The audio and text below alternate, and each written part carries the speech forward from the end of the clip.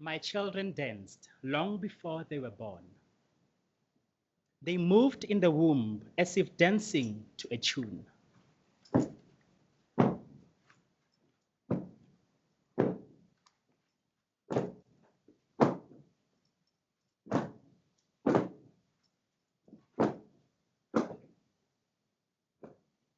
When I danced, so did they.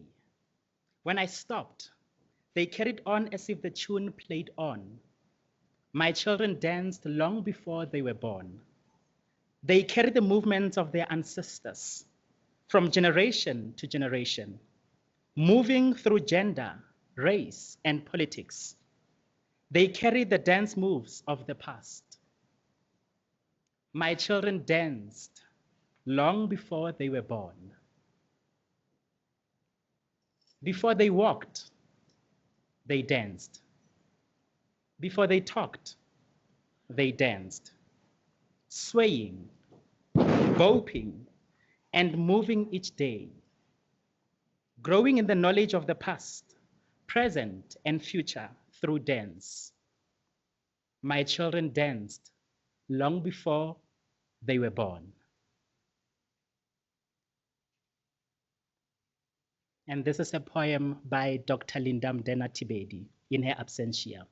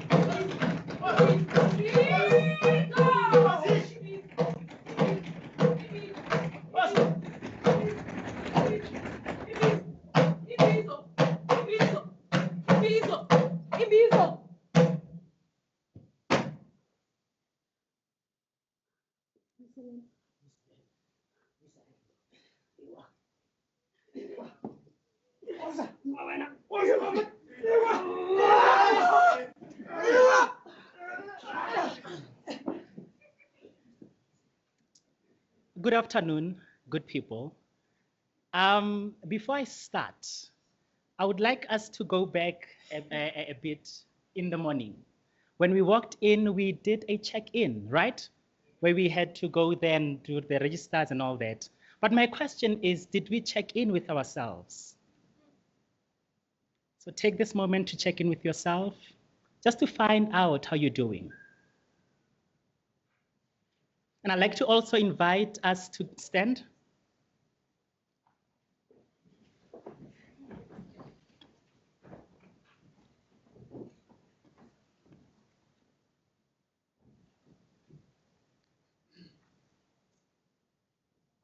This invitation is for us now to embody our feelings. How you're feeling, if you would just show us in your body. I will start, or rather I will demonstrate. This is how I am feeling.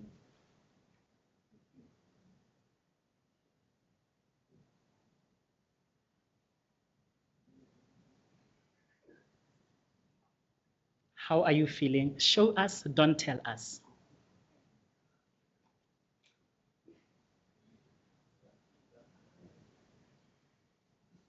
Now, if you can just look around while you're in that image of yours, just to see how everyone is doing. Thank you so much. Let's take a nice deep breath in and out through the mouth. And one last time, in and out. Thank you so much. You may be seated. I am from Drama for Life, and with my students, Dance in Education, PGDA level, Communities and Social Contexts. I would like to begin, but before I begin, I'm going to quote this author, John Dewey, who once said, "Give the pupils something to do, not something to learn. and the doing is of such a nature as to demand thinking. Learning naturally results. I'll let you ponder on that. What is and why dance in education? Just to give us a background of this dance in education course, of course. Dance in education is the intentional use of dance and movement to facilitate learning, creativity, expression, and development in the learning space. Participants are encouraged to engage with their body as a learning tool. And just another question as well.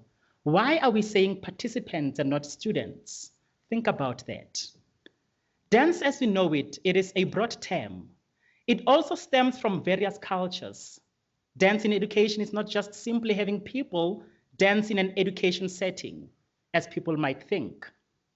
It is grounded in different approaches. Whilst it can be product and process driven, and by product, the performances, it's a product driven. And by process, we're looking at expressive movements. For instance, what we've just done now, that's a process. You're still finding it in your body. It's still landing in your body. It's a process. It is based on educating people using dance as a medium, encouraging dance appreciation, performance, and making with dance. Azishe Maqabane.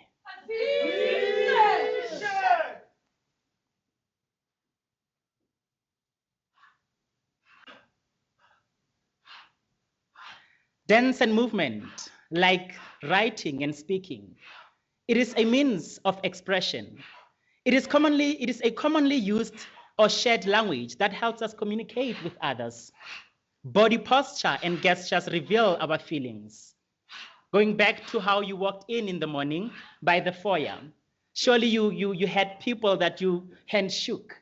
Others were hugging each other. The smiles, the welcoming, those gestures, go to that moment, and again, come back to the moment where we checked in with ourselves. There are benefits for the facilitator and the participants when engaging in dance in education. It allows for creativity, recreational engagement. It enhances the whole person through a non-verbal medium that also encourages creative expression and the feathering of dance as a language. Dance in education has a research component to it that enables students to engage their minds and bodies to discover and unpack research through dance. Research can be done around the role of the facilitator and in ways in which one is able to learn and teach using dance. The course then focuses on the application of dance and movement whilst demonstrating knowledge of the anatomy, including expressive and expression range, and the relevance of dance in South African education, culture, and history.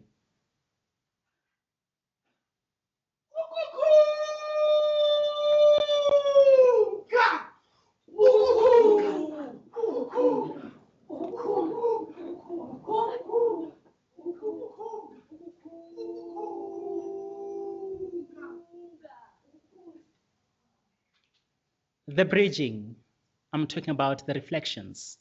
My Body, My Space festival at Mpumalanga in a town called Machado Dorp. Early this year in March, we took our students to Mpumalanga where the experiential learning took place. It was a moment of transactional knowledge, and by transactional knowledge, I mean give and take. I mean you give me, I receive, and also I give you, you receive. It is a transactional knowledge between our students and the community at large, or rather it was that moment. What was interesting was how the students then experienced this. It was a great shift for our students, as many of them engaged in this festival long before they came to study with us at Drama for Life. The performance embodied the parched earth's longing, the grief of lost sustenance, and the resilient hope for renewal. The issue of drought and the scarcity of water in Mpumalanga and other parts of the world that you can think of, the undrinkable water from the tap. we were told to bring our own water bottles. And I remember we had to stock up about five liters of water because we were there for 3 days. The education took place right there after this performance or during the performance. And I remember the title of the piece was titled Komello, which translates to drought. Conversation emerged just by witnessing the story of drought told in the body, by the body, with the body. Body language was used to supplement words. This was an awareness as how people can be oblivious of the social issues we are facing.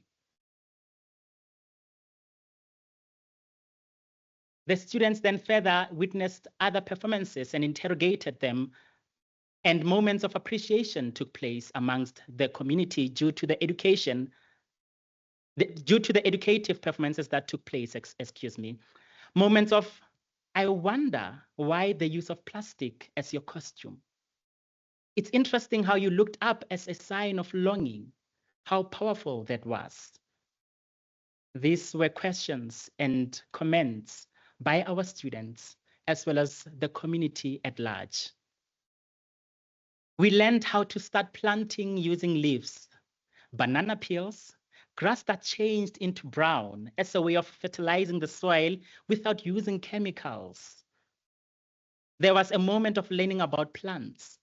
We were in a class of agriculture, but the fascinating part is that the presence of Jewish quote that I mentioned prior, give pupils something to do, it became present for us. We were learning through doing. There was another transactional moment of knowledge. And as scholars, learning happens all the time. It happens everywhere. We took a walk in the morning around the town, and this was a moment of ethnography for our students. Inspirations of pieces came up. And I remember one of my students said to me, and this was when we were looking at the graveyards around the town, whereby other section is well looked after and the other section is not. It's as if it's forgotten. And he said to me, I have actually a concept, and I want us to do a piece titled Politics of the Graveyard. Togas, Tenjiwe, deceased 2021. Apiwe, Tenjiwe, suspended. Tenjiwe, Omhle, Tenjiwe, Nompumelelo, Shahira, Tenjiwe, Uyani, Thobisi Mtunga, Ebo, Tenjiwe, Omhle, Tenjiwe, and many others. Let's go back to that moment. And let's also think about how women or females are always behind us. We've got a collaboration with the anthropology department under their course Art Archive Anthropology. By community, we are not just focusing or looking at the people living or belonging in a neighborhood. We are a community as we are seated here or gathered here. Last month, we extended our dance in education community by reaching out to Dr. Koleka Shange and her community of students to continue bridging the community to classroom. They welcomed us with warm hands. The idea was to continue with the transaction of knowledge as we teach archive with our students at Drama for Life. And we knew that anthropology touches on it as well. Dr. Shange then opened doors for us and told us about their upcoming exhibition in October. And she said it would be lovely if we were to collaborate with them in that exhibition. Students will be looking at archive and dance ethnography, as the exhibition will be around commemorating 10 years of Feast Must Fall. We'll be responding to the archive and interrogating using our bodies. We attended a seminar around Feast Must Fall with the anthropology students. And one of the panelists, Sanelen Jingala, a lecturer in School of Languages and Literature at UCT, mentioned the concept of ukukunga. As we heard, they shouted the word or the term. And he broke it down or unpacked it into few phrases. That is, to accompany others, presence, humanity, care, holding space. This term was brought up as how students came together during Feast Must Fall, how they accompanied each other, those who would speak to the high powers and negotiate to bring back the feedback to Amakabane, the comrades.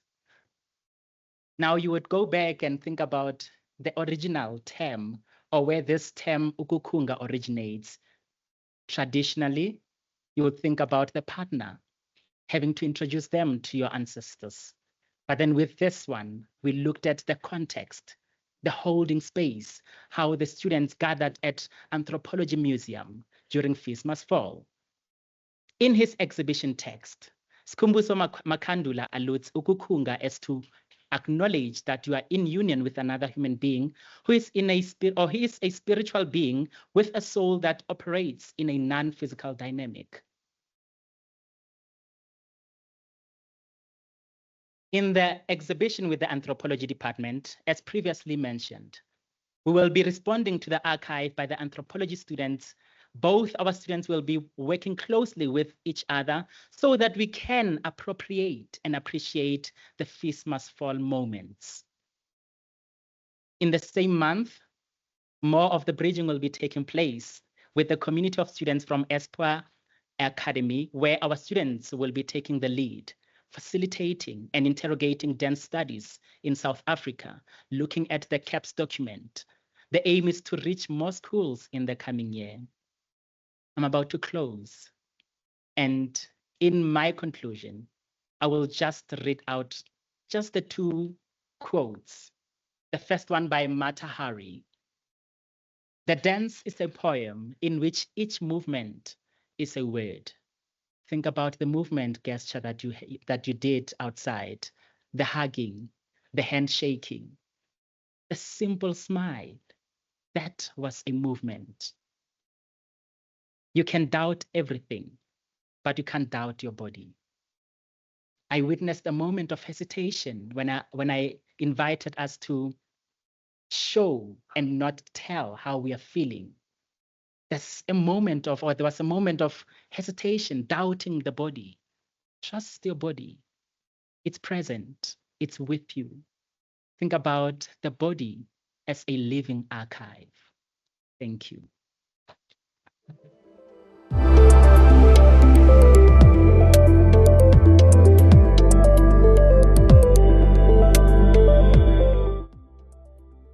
Thank you very much, Lucky. Are there any comments, Antoinette, on the Padlets? None as yet? All right. Are there any comments, questions from our colleagues? We've dealt with so much. We looked at doing, being, and becoming. We looked at concepts around dance in education, and these were expressive moments. Dance as a medium. And do we actually check in with ourselves? Lucky, you've reminded us about that at the beginning. And maybe I would like to ask a question. And you mentioned that there is a research component into it, right? What I found fascinating is that your notion of body language, and often we express ourselves in different ways, but you stated, I quote unquote, people are oblivious of the social pressures that we are experiencing. And you are embodying this specific aspect of showing and not telling how we feel. Do you want to unpack that? And then we'll take questions from the audience. Okay, I'm audible. Hey, sometimes technology. You can go closer. Okay, no, I think you can hear me, right? And I can hear myself. Yeah. I want to go back to Bessel van der Kolk's book, The Body Keeps the Score. Mm-hmm. The body remembers, the body stores. So if then, like I said, people are so oblivious, that time, the issues or everything that they've been experiencing in life, it has been storing in their own bodies. That thing of not being aware then comes to play. because we are always here in our minds. We forget about the body. So if we then put it there on the stage or out there for people to see, then there's education, there's awareness that we bring or that takes place. All right. Thank you. Thank you for that. There's a question at the back or comment. Go for it. Hey, Moeketsi. Can you tell us who you are first, Ah. then so we can engage with you? Yes, my name is Tabang Kwebu Mhm. from DFL. Mr. Lucky, we were talking about fees must fall, and I'm worried about how much are the fees for drama, for dance in education. And one lady was not happy about the money she's paying for dance lesson. She asked my advice, and I think you're the right person. She's complaining that her daughter is picking up more moves from TV and YouTube. So I just want to know from you that how much are the fees and what is your take? Thank you. In terms of the fees, please come to our fees office or rather go to our administrator. Thank you. And she will gladly unpack everything for you. But in terms of the dance moves that we see on YouTube and everywhere, I mean, we live in this world. We can't detach ourselves from technology.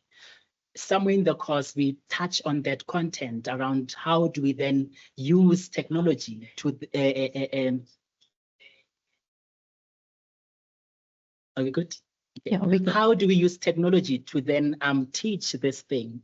And of course, I remember I was marking 2 days ago, if not yesterday, and I said to one of the students, now you see the difference, or rather how different you are from the dancer who is just a natural dancer, and you now coming now as a dancer with an academic background. There's a huge difference. You're able to unpack, you're able to interrogate the text and all that. Yeah. All right, Rita. You mentioned the valuable collaboration with the anthropology department. Is there any part of the curriculum that you'll manage to bring together and work together, or even the assessment together? No. There is actually, because I remember this course is called Art Archive and Anthropology. This is them. Then with us, somewhere in the course content, we touch on archive and we look at body as archive, site as archive, and building as archive. So you brought it. Yes. And the students were in one room, perhaps? Yes, we were in one room when we were talking, and also with the dance ethnography, because this is the last content we covered last week. Sure. I told the students, you need to go now to the anthropology students because they're looking more into now the archiving, the photography. Now, how do we then bridge that now into dance ethnography? And is any part of that going to be assessed? Yes. And Yes. you would both pull from that? Yes. Okay, thank you so much. You're welcome. Thank you. So there's 2 hands raised on this side. We'll go to you first. Thanks, Lucky, for that lovely presentation. My question is really more around the methodology or pedagogy of embodiment work. And do you provide psychological support to the students? Oh, we've got our drama therapist on site every day on campus. We've got about 3 actually. So yeah, whenever they're not feeling okay, even if it's not even in my class only, but they just go. All right, back. I just want to respond to my brother's question on that people are learning dance moves on social media. Just to clarify, people are learning dance, not moves. There's a difference between dance and movement. You can learn dance, but you need to experience movement. As I'm speaking, there's a certain movement, motion that comes out of my voice, and that you cannot learn. You can only feel it. You can only express it. You can only experience it. Movement is beyond the body. it relates to space. It relates to how objects move in space. As I'm sitting here, the room of the movement is just in this room is communicating certain different motions. In the morning, the movement in the space was kind of like light, kind of like um protest, kind of like feeling of anger and resistance. But now you can feel the movement of the room has changed since from tea time, and that you cannot learn on social media. You need to be in the space, in the context for you to experience it. And bringing it back to the context of Feast Must Fall, you had the participants that were in the protest, there's a certain movement, there's a certain experience that they had that none of us here who were not there can know about it. We can only learn about it theoretically and study about it in our books and see it on our social media like archives. But the people that were there experienced the movement, the tension that brought about the movement. And that you cannot learn on social media. You need to be able to. That's why they call these things movements, protest movements, they're motions, they're things that you have to experience. So having an understanding of movement and having an understanding of dance are two separate things. And it is important that we differentiate that. As a dance and education scholar, I'm not only learning dance, I'm learning how to analyze movement in space. I'm learning how to analyze movements, fingers, anything that moves, anything that communicates a sense of movement. I'm able to be very aware and cautious of it. So I can feel the huskiness already in my voice. It's coming like, but I'm trying to communicate to you that movement is beyond dance, and dance cannot exist without movement. So yes, you can learn dance, but to experience that dance, the movement that inspired or the movement that informed the dance, you cannot learn that on social media. You need to experience it. So that's it for me. My name is Kaldi Makuti. Thank you. That was very interesting. I mean, I wouldn't ordinarily think, about it just off the cuff about the difference between the act of dance and movement itself as well. So that was very insightful. Kashri, over to you. Thanks everybody. That was really powerful, if I could put it that way. Just listening to the colleague at the back there, and then also something that you said earlier, Bernadette, about if you were in my workshop, I would get you to stretch.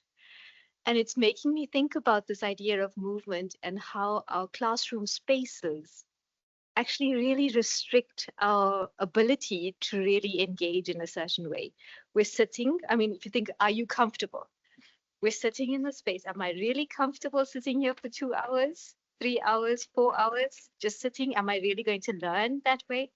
So for me, when we think about decolonizing our spaces, we need to start thinking about how we engage differently, what kinds of pedagogies we use that not necessarily, I'm from the sciences. If I get students to do something like this, they're going to wonder what on earth is wrong with me. But I can get them to get up and move and speak to each other and engage with each other differently. So for me, I'm thinking more about this concept of movement and in relation to decolonization of our spaces, particularly as we work with generative AI and all of that becomes more computer focused. And so what do these kinds of things mean for us as we continue to work in these spaces? Thanks. But with that, Antoinette? I don't know if I'm going to be repeating the same question maybe other people have raised, but I was just curious because you were saying that you visited Mpumalanga and you were mentioning that it was a transaction you gave and they also gave back. They gave, was a mutual transaction. And I was just wondering because especially, I think basically if you watch a lot of movies, Indians, when they dance, they express themselves and they dance, okay? Africans is the same. Whether we are sad, we express ourselves, we dance, we sing, And in our words, as we sing, we're also dancing in order to sort of, just as the students explained here. You act it out and also you sing. So, and I was just thinking that coming from the university and you transacting with these students from the rural area in Mpumalanga. And I think it was Komelo, right? Yes. So they were enacting what was happening around them, you know, and in turn, you also learn about agriculture and all of those things. And I was just thinking in terms of identity and a sense of belonging, from your reflections, bridging what you do here and what they do there as a community engagement, how does that shape their sense of identity, their social responsibility, and belonging? Because we're diverse in South Africa. I was just wondering. Don't know if I'm making sense. Yeah, you're making sense. When we went there, it's not like the Mpumalanga students, because we went to particularly this company called The Forgotten Angle by PJ Sabaha, because they are the host of this festival, My Body, My Space. And then that's when you'll have people or children around the community coming as well, performing and witnessing and all that. So it's a huge festival. So that sense of belonging, identity, and all that, it starts with us first. I won't just come into your community or your land without me doing prior research, because we have to do that research first so that then we can have that a sense of belonging. And it's not just about fitting in, but it's about belonging, being there. Yeah. I don't know if I answered your question, if it suffices. Okay, we can continue the conversation outside. So I'm looking at the time. All right. Bernadette? You know, I'm very interested in the work you do. So, and from a kind of, I think our, like the education we get at university is it's an education that puts us in our minds. And everything we judged on the basis of how well we take on concepts and how well we develop our conceptual thinking. And for that, often we draw on Western thought. And in the process, I mean, I just see in the institution, I see it during COVID, I see it in the anti-discrimination work that we do. Academics and students don't have a space. There's something about our culture that doesn't allow us to experience ourselves as humans in a holistic way. And it kind of, like Keshria said, you can look at the spectrum depending on how the disciplinary socializations work.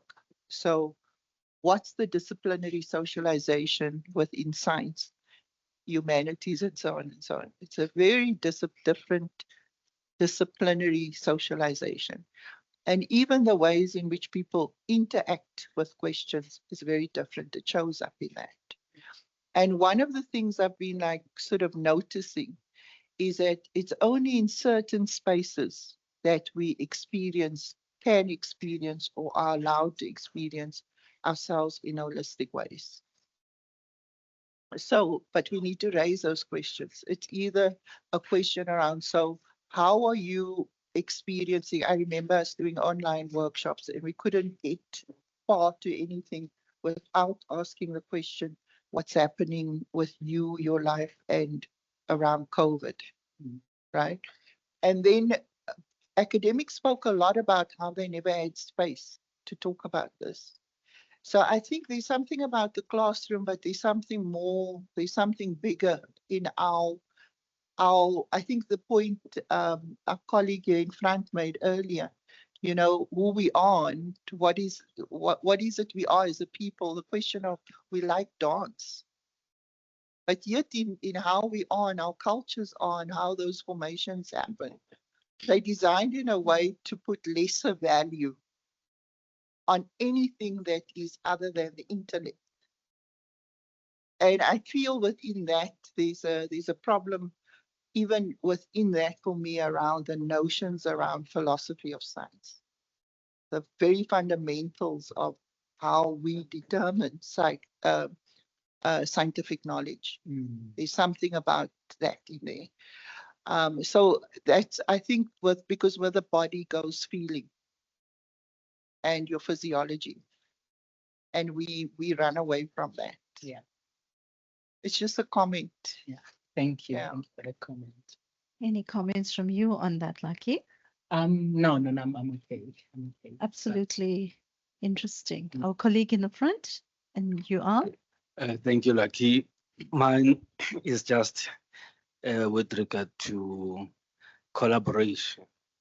I heard you mentioning that you have a collaboration with anthropology department.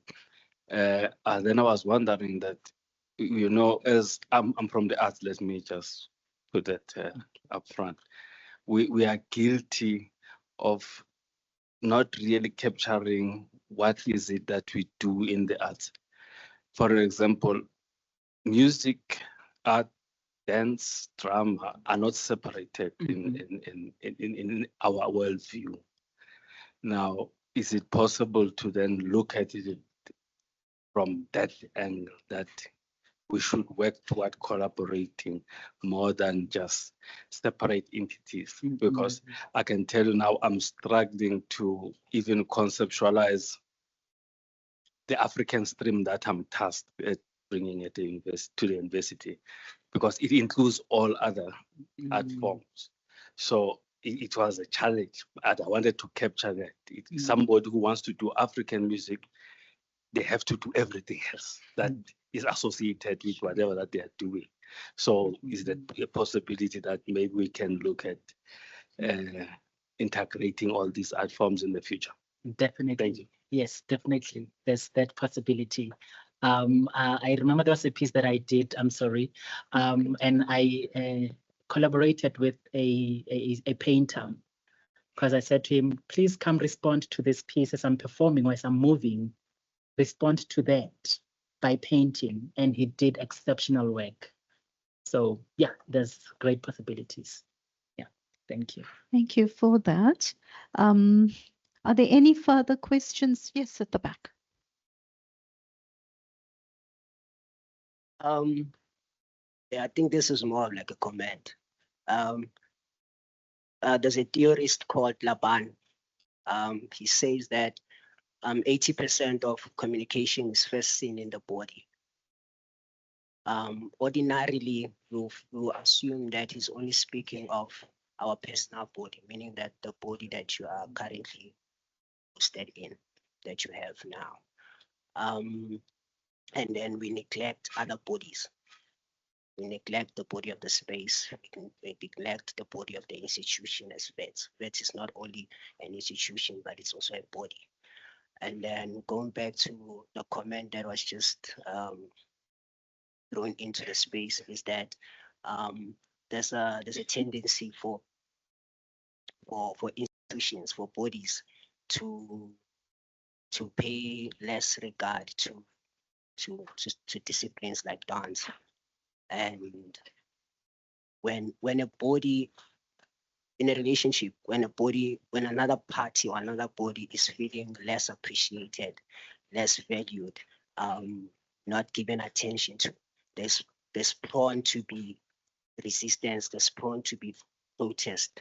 So institutions like vets, they neglect the different bodies that exist within the institutions, the bodies of the arts, the bodies of the workers, the bodies of different departments.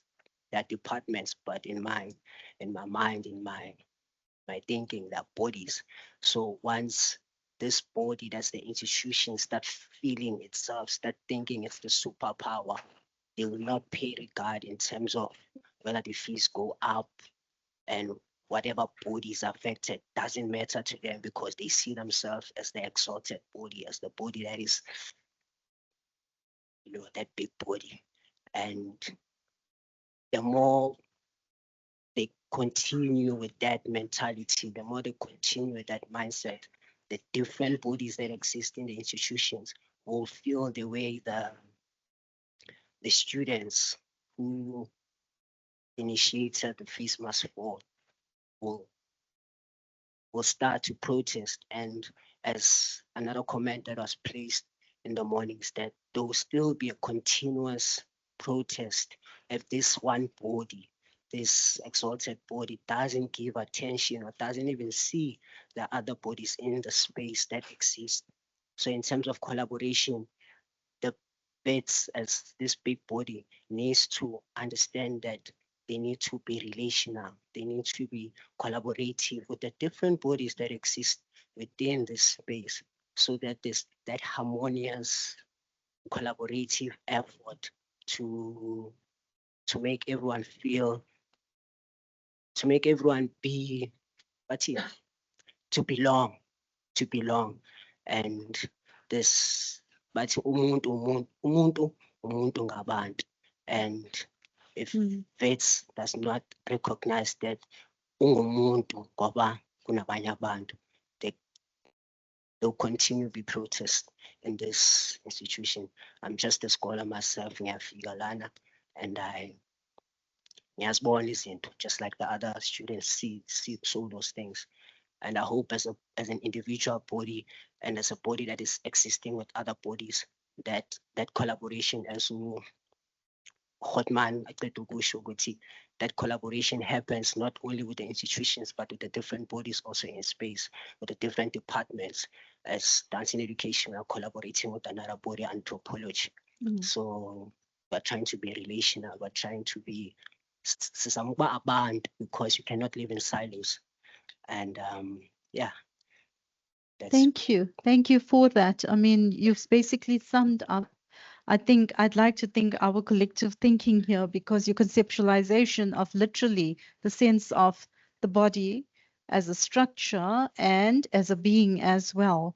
And let me remind you that this is my assumption. I know it's happening out there, that unfortunately, we can always think as a collective in terms of the art of movement, because you're looking at the body as a structure and the body as a being.